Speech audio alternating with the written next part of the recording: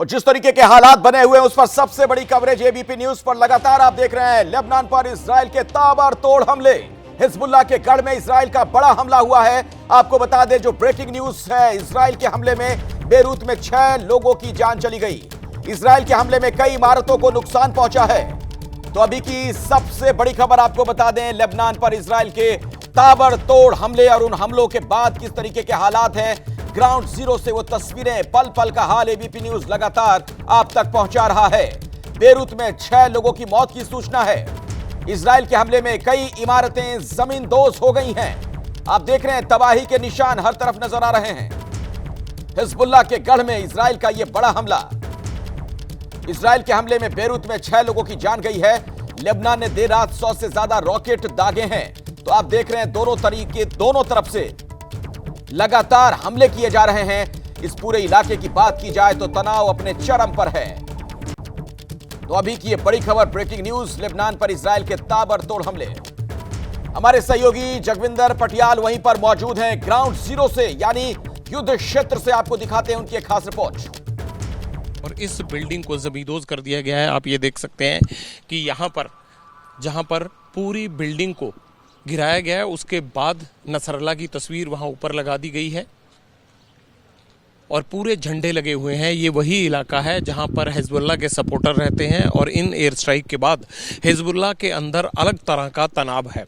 तनाव इसलिए है क्योंकि अभी तक अगर हम बात करें 80% पॉलिटिकल पावर्स को हिजबुल्लाह ने लेबनान की कंट्रोल कर रखा है। लेकिन अगर इस बार इजराइल के साथ टक्कर लेते हुए वो अपना बचाव या उन लोगों को जिनको की डिस्प्लेस किया जा रहा है, इवैक्यूएट किया जा रहा है दक्षिणी बॉर्डर से, उनको नहीं रोक पाता है और इस तरह के हमले लगातार जारी रहते हैं। रिहायशी इलाकों में यूं बिल्डिंगें जमींदोज होती रहती हैं।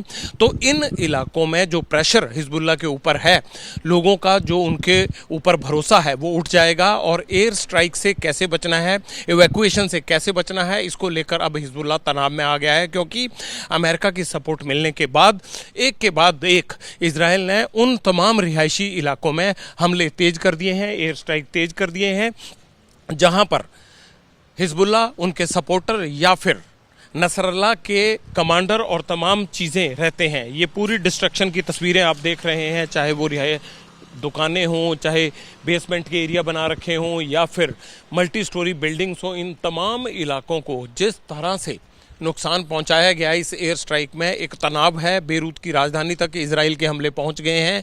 उन रिहायशी इलाकों को टारगेट किया जा रहा है जहां पर इजराइल को लगता है कि उसके दुश्मन या उसके दुश्मन के सपोर्टर्स यहां रहते हैं। लेकिन हिजबुल्लाह के लिए इजराइल के एयर स्ट्राइक एक बड़ी चुनौती बनते जा रहे हैं। मैं अपने कैमरामैन अजीत चाको के साथ आपको बेरूत, उसकी राजधानी के आसपास के जिन भी इलाकों में एयर स्ट्राइक हो रहे हैं उन जगह से ग्राउंड रिपोर्ट दिखा रहा हूँ। आगे भी दिखाता रहूँगा, लेकिन साथ ही आपको दक्षिण बॉर्डर पर भी लेकर जाऊंगा जहां हिजबुल्लाह और इजराइल के बीच भयंकर लड़ाई चल रही है। 400 मीटर तक घुस आया है इजरायली फोर्सेस और माना यह जा रहा है कि हिजबुल्लाह उनको एम्बुश कर रहा है। घाटी भरा इलाका है दक्षिणी बॉर्डर का, लेकिन दक्षिणी बॉर्डर पर जो लड़ाई चल रही है वो तो एक तरफ है।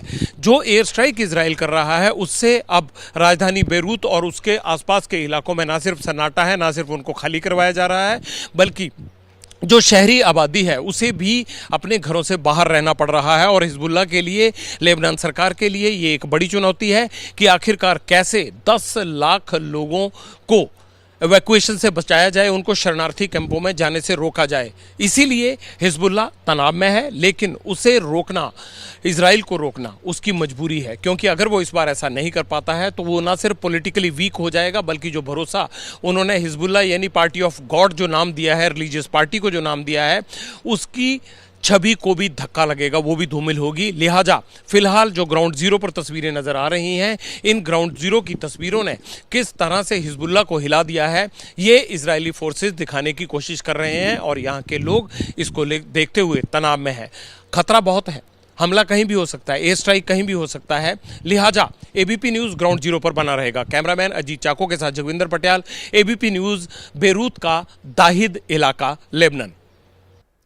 तो ग्राउंड जीरो से हर खबर लगातार एबीपी न्यूज पर आप देखते रहेंगे। लेबनान में इजराइल के ताबड़तोड़ हमले। अभी की बड़ी खबर आपको बता दें, इजराइल के हमले में एक अमेरिकी नागरिक की मौत की सूचना मिल रही है। मिशिगन के निवासी कामेल अहमद जवाद की मौत की खबर है। बुजुर्ग मां की देखभाल के लिए लेबनान में थे। कामिल अहमद जवाद। व्हाइट हाउस के प्रवक्ता ने मौत की पुष्टि की है, तस्दीक की है, यानी एक अमेरिकी नागरिक की जान चली गई। बुजुर्ग मां की देखभाल के लिए लेबनान में थे वो। व्हाइट हाउस के प्रवक्ता ने खुद इस बात की तस्दीक की है। लेबनान में इजराइल के ताबड़तोड़ जो हमले हो रहे हैं, उसकी जद में एक अमेरिकी नागरिक के आने की खबर है। मिशिगन के रहने वाले कामिल अहमद जवाद की मौत हो गई है।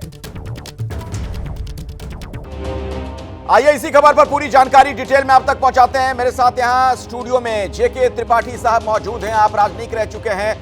मेजर जनरल रिटायर्ड राजन कोचर साहब भी हमारे साथ मौजूद हैं, डिफेंस एक्सपर्ट के तौर पर। उनके पास भी हम जाएंगे, लेकिन त्रिपाठी साहब पहले आप ही से थोड़ा मैं समझना चाहूंगा, ये जो हालात नजर आ रहे हैं, क्या ये विश्व युद्ध का इशारा है क्या? नहीं, देखिए अखिलेश जी, ये विश्व युद्ध का इशारा तो नहीं है, लेकिन उसके काफ़ी करीब पहुंच जाएगा।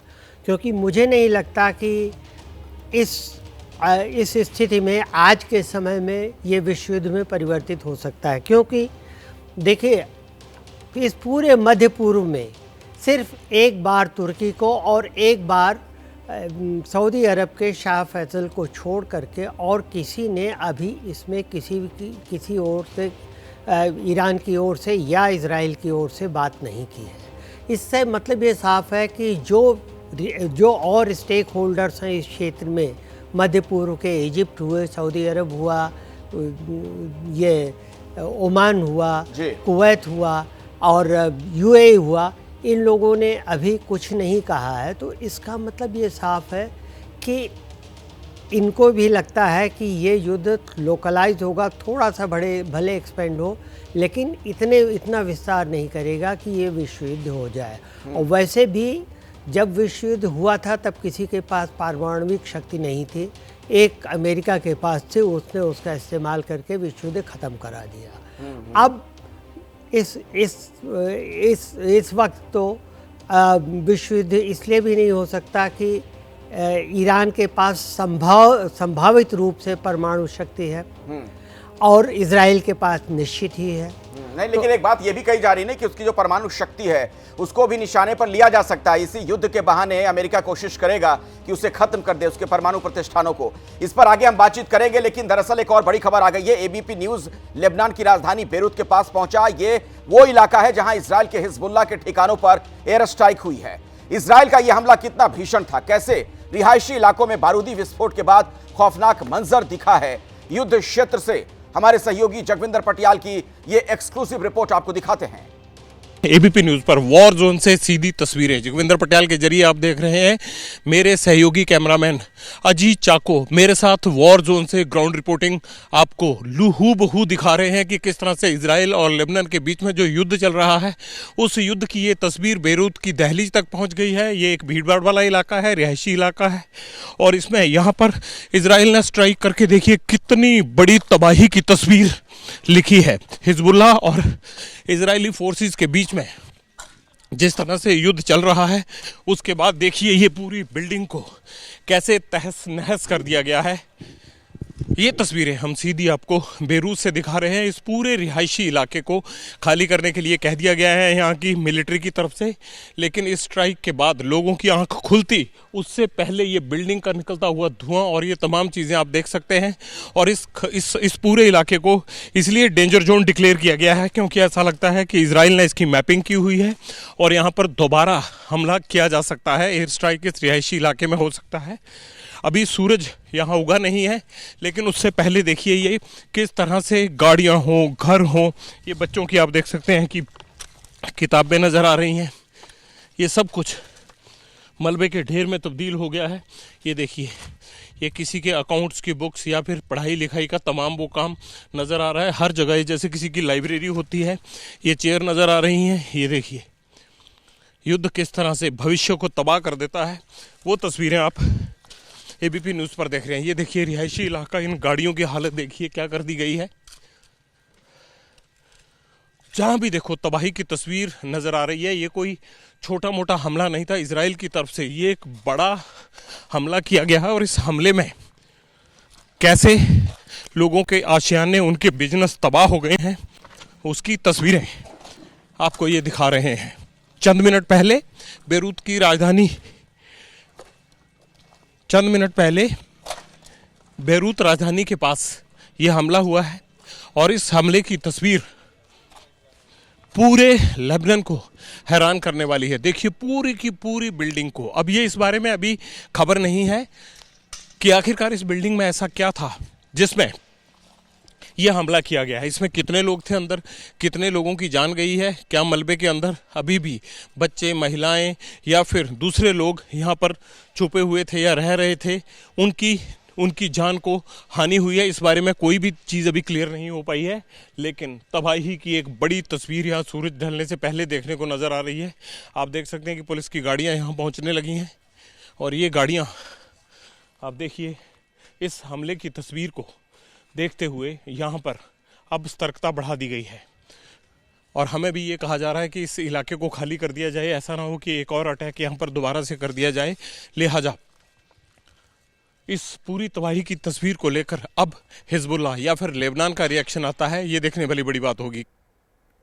तो बहुत ही कठिन परिस्थितियों में जान की बाजी लगाकर हमारे सहयोगी जगविंदर आप तक ये रिपोर्ट पहुंचा रहे हैं।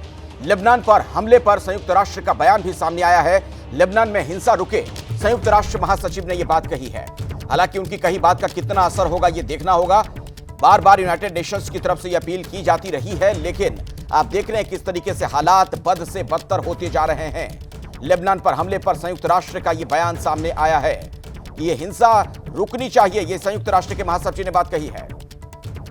राजन कोचर साहब हमारे साथ मौजूद हैं। राजन कोचर साहब, सवाल मेरा आपसे यह है कि जिस तरीके से रूस की भी धमकी सामने आई कि अमेरिका अगर इन्वॉल्व हुआ तो चुपचाप नहीं बैठा रहेगा रूस, जो सवाल मैं पूछ रहा था त्रिपाठी जी से थोड़ी देर पहले, वही सवाल आपसे है। क्या आपको लग रहा है कि यह लड़ाई बहुत ज्यादा बढ़ सकती है और हो सकता है वर्ल्ड वॉर का रूप ले ले, बहुत सारे देश इसमें सम्मिलित हो जाएं?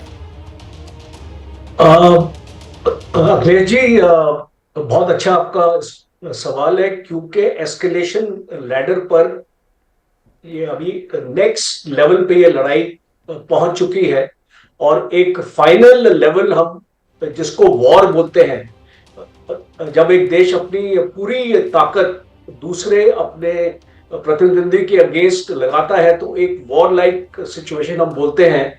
तो ये एक वॉर लाइक सिचुएशन की तरफ ये जा रहा है और आपने देखा कि ईरान की मिसाइल स्ट्राइक्स के बाद इजराइल ने अपना जो लेबनान में और खास तौर पे बेरूत में अपनी बॉम्बिंग और अपने मिसाइल फायर को इंटेंसिफाई किया और बंकर बस्टर बॉम्ब भी बताए जाते हैं कि इस्तेमाल होंगे आने वाली लड़ाई में, जो तकरीबन 30 मीटर जमीन के अंदर जाके डेटोनेट होते हैं। तो इसका मतलब है कि कोई भी टारगेट, आप अंडरग्राउंड भी चले जाए अपने आप को बचाने के लिए, आप बच नहीं पाएंगे। तो इस तरीके का इजराइल अपनी स्ट्रेटजी निकाल रहा है और साथ साथ आपने ये भी देखा कि लिमिटेड ग्राउंड ऑपरेशन 2 दिन से चालू हो गए हैं। इस लिमिटेड ग्राउंड ऑपरेशंस का मकसद ये है कि जो भी बॉर्डर में छुपे हुए हैं ये हिजबुल्लाह के जो फाइटर्स हैं, इनको एक्चुअली खत्म करने की स्ट्रेटजी है ये, सो दैट आप अपना बॉर्डर एरिया को सैनिटाइज करें। और मुझे ये लगता है कि और गहरा ये स्ट्राइक्स जाएंगे। आज आपके रिपोर्टर ने कटियाल जी ने एक बहुत बेहतरीन एक ब्रीफ दिया है वहां से, कि 4 किलोमीटर तक पहुंच गया है इजराइल, ये अंदर जाएगा। सेटबैक हुआ है जरूर इजराइल को, 8 सोल्जर्स मारे गए हैं। और लास्ट में आपका पॉइंट जो वर्ल्ड वॉर 3 है, देखिए मुझे नहीं लगता कि रशिया अभी इंटरवीन करेगा और वो इस हालत में भी नहीं है इंटरवीन करने के लिए, क्योंकि वो यूक्रेन के इस युद्ध में इन्वॉल्व है और चाइना बिल्कुल ही नहीं इंटरवीन करेगा। तो मुझे एक अनलाइकली पॉसिबिलिटी लगती है वर्ल्ड वॉर 3। जी ठीक है कोचर साहब, बहुत ही महत्वपूर्ण जानकारी आपने दर्शकों तक पहुंचाई है। मैं आपके पास भी दोबारा आऊंगा, हम जगविंदर पटियाल के पास भी अपने दर्शकों को लिए चलेंगे।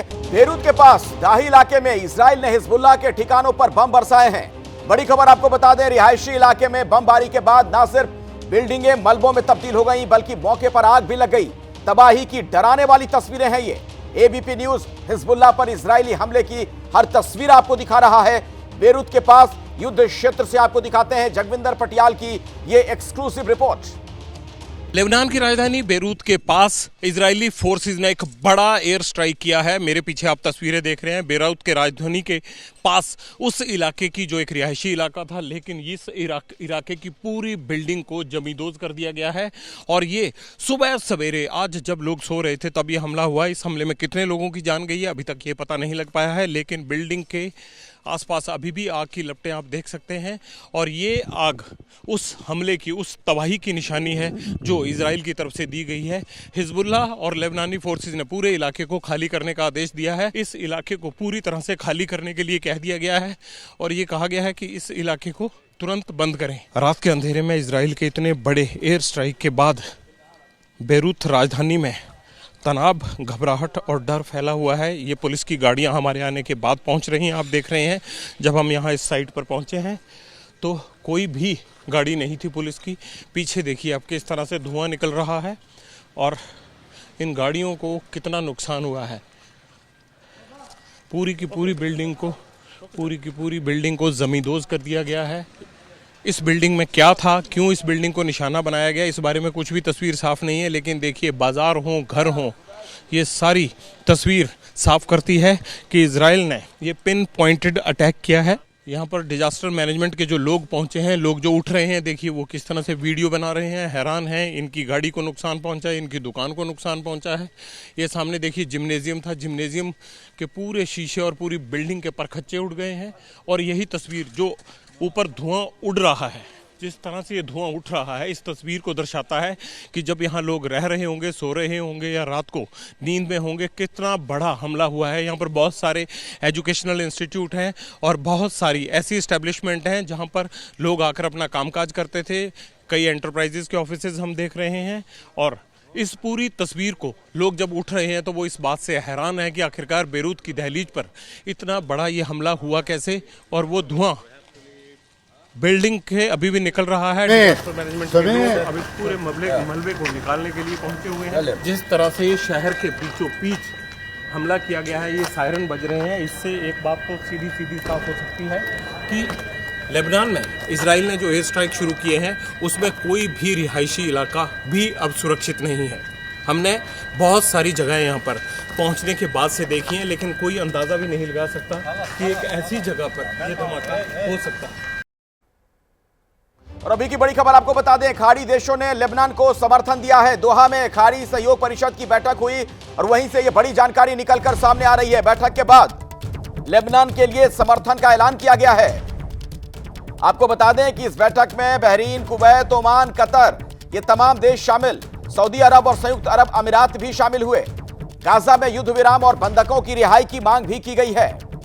तो खाड़ी देश अब खड़े साथ में नजर आ रहे हैं। अभी की बड़ी खबर आपको बता दें, खाड़ी देशों ने लेबनान को समर्थन की बात कही है। दोहा में दरअसल खाड़ी सहयोग परिषद की बैठक हुई जहां पर यह बड़ा निर्णय लिया गया।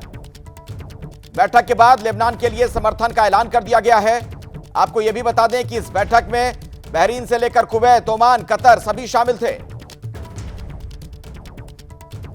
त्रिपाठी साहब, आप तो खुद राजनयिक रह चुके हैं, इन देशों का समर्थन अगर लेबनान को मिल रहा है, इसका मतलब क्या निकाला जाए? देखिए, एक तरह से ये मॉरल सपोर्ट है, समर्थन मिल रहा है, लेकिन कोई एक्टिव सपोर्ट नहीं मिल रहा है। इसलिए जब तक ये समर्थन की बात होगी और 2-4 स्पीचेस होंगी, तब तक शायद इज़राइल लेबनान में काफ़ी कुछ तबाही कर चुका होगा और तब तक इज़राइल को इसका समय मिल जाएगा कि इज़राइल वहाँ पर अपने को मजबूती से जमा सके। तो मेरे ख्याल से ये एक तो अपने यहाँ की जनता को, लोकल डोमेस्टिक कॉन्स्टिट्यूंसी को ये दिखाने के लिए, संतुष्ट करने के लिए भी बात है कि हाँ देखिए, हम मजबूती से इनके साथ, ईरान के साथ खड़े हैं, लेबनान के साथ खड़े हैं। लेकिन देखिए, इन्होंने कहा लेबनान के साथ खड़े हैं, ईरान के साथ खड़े होने की किसी ने बात नहीं की है। लेबनान के साथ खड़े हैं, लेबनान के साथ खड़े हैं, इससे ज़्यादा और कुछ नहीं। जो जहाँ तक रही बात कि एक्टिव सपोर्ट की या कुछ कंक्रीट स्टेप लेने की, इस बारे में वो अभी किसी भी देश की ओर से नहीं कहा गया है। तो मुझे लगता है कि ये बड़ा ही ल्यूकवार्म टाइप रिएक्शन है। और लेकिन मेरा एक और भी सवाल है, आप भी इसका जवाब दीजिएगा। कोचर साहब, पहले आपसे मैं समझना चाहूंगा कि जो इजराइल काम करता रहा अब तक पॉलिसी ऑफ डिटरेंस पर, क्या जिस तरीके का हमला ईरान ने कर दिया उसके बाद ये चीजें आप देख रहे हैं कि अब नहीं रहेंगी आने वाले दिनों में? देखिए, पॉलिसी ऑफ डिटरेंस तो तब होती है जब दुश्मन आपकी ताकत को समझता है और आपके ऊपर वार नहीं करता है। जब एक बार वार हो जाता है तो कोई भी पॉलिसी ऑफ डिटरेंस रहती नहीं। और खास तौर पे इजरायली का अगर आप साइकी देखें, इजराइल एज ए नेशन, और वो घिरा हुआ है दुश्मनों के साथ। आपको मैं 1967 वॉर आपने देखी, 73 वॉर देखी, एक टाइम पे चार देशों के साथ इजराइल लड़ा है। और इजराइल की फौज उस टाइम पे बहुत कमजोर थी, और कमजोर फौज होने के बावजूद इजराइल ने फतेह हासिल करी। तो आप समझ सकते हैं कि इस देश का जज्बा क्या है। और इस जज्बे को अगर आप माइंड में रखेंगे तो सारी जो इस लड़ाई जो ये हो रही है, हम इसको अच्छी तरीके से समझ पाएंगे। और अभी आने वाले वक्त में और भी बुरी स्थिति होने वाली है ईरान की। वो टोटली कॉर्नर हो चुका है, बिकॉज ईरान के पास और कोई चारा नहीं था इजराइल को स्ट्राइक करने के लिए, क्योंकि हिजबुल्लाह का बहुत प्रेशर था ईरान के ऊपर। और अगर उसने अपने उसको प्रॉक्सीज को सस्टेन करना है, तो उसको अपने प्रॉक्सीज का हाथ भी पकड़ना पड़ेगा। बिल्कुल, बहुत ही महत्वपूर्ण बात कोचर साहब आपने बताई। आगे भी आप लोगों से हमारी बातचीत जारी रहेगी। अभी एक बड़ी खबर आ रही है, पूर्व क्रिकेटर मोहम्मद अजहरुद्दीन को ईडी का समन मिला है। मनी लॉन्ड्रिंग केस में मोहम्मद अजहरुद्दीन को यह समन भेजा गया है। हैदराबाद क्रिकेट एसोसिएशन से जुड़े एक मामले में यह समन भेजा गया है। आपको बता दें कि इन्फोर्समेंट डायरेक्टरेट ने अजहरुद्दीन को आज ही पूछताछ के लिए बुलाया है। तो मोहम्मद अजहरुद्दीन जो भारतीय क्रिकेट टीम के कप्तान भी रहे, कांग्रेस के नेता भी हैं, अब उनके लिए मुश्किलें बढ़ती नजर आ रही हैं। पूर्व क्रिकेटर मोहम्मद अजहरुद्दीन को ईडी का समन मिला है। मनी लॉन्ड्रिंग से जुड़ा यह मामला बताया जाता है। आपको बता दें कि हैदराबाद क्रिकेट एसोसिएशन से जुड़ा हुआ यह एक मामला है जिसमें उन्हें समन भेजा गया और ईडी ने अजहरुद्दीन को आज ही पूछताछ के लिए बुलाया है, यानी प्रवर्तन निदेशालय के सामने उन्हें पेश होना पड़ेगा और इस मामले की पूरी जानकारी उन्हें देनी होगी जो उनसे पूछताछ की जाएगी ईडी की तरफ से। मेरे साथ वरुण जैन हमारे सहयोगी जुड़ रहे हैं इसी खबर पर कुछ और जानकारी के साथ। वरुण, देखिए, बिल्कुल एनफोर्समेंट डायरेक्टरेट की तरफ से मोहम्मद अजहरुद्दीन को नोटिस दिया गया है। वीरवार को मनी लॉन्ड्रिंग के मामले में पूछताछ के लिए बुलाया है और ये जो पूरा का पूरा मामला है ये हैदराबाद क्रिकेट एसोसिएशन से जुड़ा वित्तीय कुछ अनियमितताएं सामने आई थी, जिसको लेकर एनफोर्समेंट डायरेक्टरेट ने इससे पहले छापेमारी भी की थी। तेलंगाना के करीब 9 लोकेशन पर छापेमारी गई थी। आरोप ये था करीब 20 करोड़ रुपए को मिस अप्रोप्रिएट किया और उससे जो कई इक्विपमेंट्स थे, डीजी-सैट थे, फायर फाइटिंग जो स्टार्टर्स और जो कैनोनीज थी वो खरीदी गई थी और उसी में इस पैसे का मिस एप्रोप्रिएशन हुआ था और उसी से जुड़ा ये मनी लॉन्ड्रिंग का मामला है, जिसको लेकर मोहम्मद अजहरुद्दीन को एनफोर्समेंट डायरेक्टरेट की तरफ से नोटिस सर्व किया गया है। जी शुक्रिया वरुण जैन इस जानकारी के लिए आपका। अब ये देखना होगा कि क्या अजहरुद्दीन आज पेश होते हैं ईडी के सामने और जो सवाल पूछे जाएंगे उनके किस तरीके से वो जवाब देते हैं। अभी एक बड़ी खबर आ रही है, दिल्ली में ड्रग्स तस्करी में गिरफ्तार आरोपी का कांग्रेस कनेक्शन सामने आया है। पूछताछ में यह खुलासा हुआ कि मुख्य आरोपी तुषार गोयल यूथ कांग्रेस से जुड़ा है। सोशल मीडिया में तुषार गोयल का डिक्की गोयल के नाम से अकाउंट है, कांग्रेस के नेताओं के साथ उसकी तस्वीर भी है। पूछताछ में तुषार गोयल ने अपने कांग्रेस कनेक्शन की बात कबूल कर ली है। आपको बता दें कि कल दिल्ली में 5000 करोड़ से ज्यादा की ड्रग्स बरामद की गई थी। इसी खबर पर और विस्तार से आप तक जानकारी पहुंचाएंगे मेरे सहयोगी वरुण जैन। वरुण, देखिए, बिल्कुल दिल्ली पुलिस की स्पेशल सेल सभी आरोपियों से, जिनमें जो किंगपिन है तुषार गोयल, उससे भी पूछताछ कर रही है, क्योंकि पुलिस को कड़ियों को जोड़ना है कि आखिरकार कैसे यूएई में बैठा ऑपरेटर इस पूरे रैकेट को हैंडल कर रहा था, कैसे ये जो पूरा का पूरा ड्रग्स था 562 किलो कोकीन जिसकी कीमत 500 करोड़ रुपए से ज़्यादा है, हिंदुस्तान पहुंची। हिंदुस्तान में अलग अलग शहरों से दिल्ली पहुंची, तो किस तरीके से नेटवर्क काम कर रहा था। जो हिंदुस्तान के अंदर जो ड्रग्स है वो कैसे दाखिल हुई, क्या पाकिस्तान के बॉर्डर से, बांग्लादेश के बॉर्डर से या नेपाल के बॉर्डर के रास्ते ये हिंदुस्तान पहुंची है। सबसे अहम बात पूछताछ में ये बात भी सामने आई है कि जो तुषार गोयल है वो यूथ कांग्रेस से जुड़ा हुआ था। कांग्रेस का एक बड़ा नेता है जो कि 2021 में यूथ कांग्रेस का आरटीआई हेड भी था, ऐसा दावा तुषार गोयल की तरफ से किया गया है। तो अभी फिलहाल पुलिस इनसे पूछताछ कर रही है। सूत्र इस बात की भी जानकारी दे रहे हैं कि तुषार गोयल वसंत विहार का रहने वाला है और दरियागंज में इसके पिता का एक बड़ा पब्लिकेशन हाउस है। काफ़ी नामी शख्स है, काफ़ी अमीर ये आदमी है, लेकिन ड्रग्स के धंधे में पड़ गया था और इतनी बड़ी खेप इसने हिंदुस्तान मंगवाई थी जिसे आगे दूसरे शहरों में वापस भिजवाना था और बॉर्डर पार दूसरे देशों पर भी इस ड्रग्स को सप्लाई करना था।